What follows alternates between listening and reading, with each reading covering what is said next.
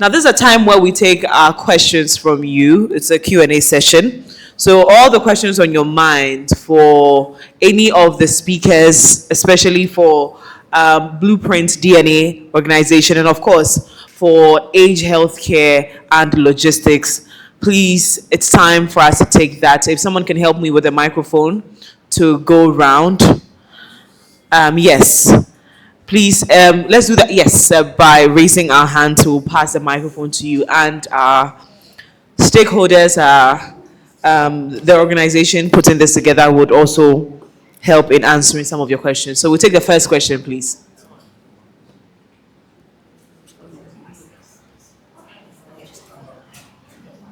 Okay.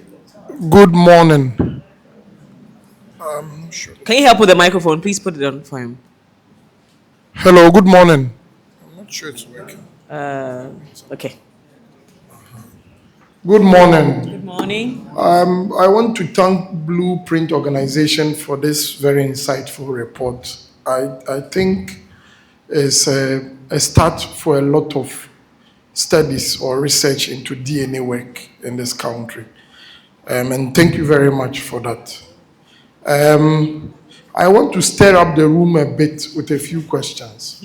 And this goes to Dr. Ganza and Dr. Jima.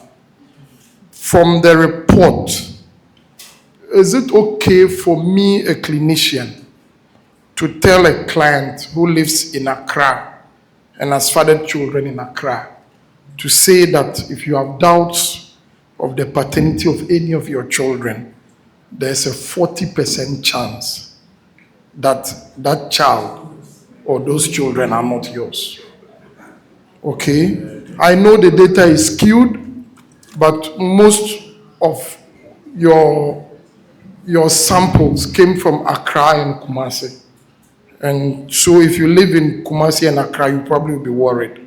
So if you can try and water it down a bit more, we those who live here will be more comfortable. Is it also okay to say that, well, there's no measure of suspicion here, but if you probably doubted the paternity of your child for a long period, you are probably right that that child isn't yours. Is that what you're also saying? Thank you very much. I'll hold the rest. You hold the rest. When will you bring the rest? It would depend on the responses. Yes. Okay, thank you. Thank you, Doctor. I think the first and the second questions are similar. Is it right for you to advise your clients or your patients in Accra to go and do the testing? I do not believe so. Number one, not every client who has suspicion goes ahead to do the testing. A lot of the clients who do the testing do have suspicion before they do it, but not everyone who has suspicion ends up doing the test. So I was trying to clarify that not everyone who has suspicion ends up doing the test.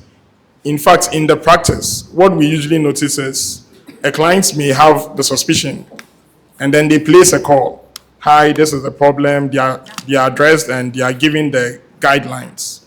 This client may go back and after 2 years, they now call to finally do the test because there has been a precipitating event. So generalizing that, if you take a group of people who have suspicion, maybe 4 out of 10 would be exclusion or negative outcomes, would not be accurate. I believe it would be much lower than the represented data. With the second question, what was the second question? Suspicion. How long do you say if you have a 10-year period of suspicion? I'm more like right. Okay, so if you have had, similar to the first answer, if you have had a long period of suspicion, then it means there has been nothing to change that suspicion. You've been suspecting from year 1. There's more evidence. There's year 2, more evidence. Year 3, more confounding factors. So when you do it, yes, you are more likely to have the test being negative, especially as from the outcome of our analysis.